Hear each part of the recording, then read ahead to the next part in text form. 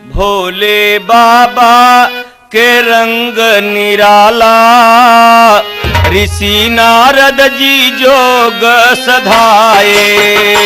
भोले बाबा रंग निराला, ऋषि नारद ने जोग सधाए।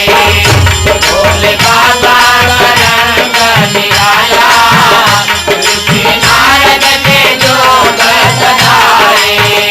ऋषि नारद ने शिव जी से बोले, ब्याह कर लीजिए लगन धराए।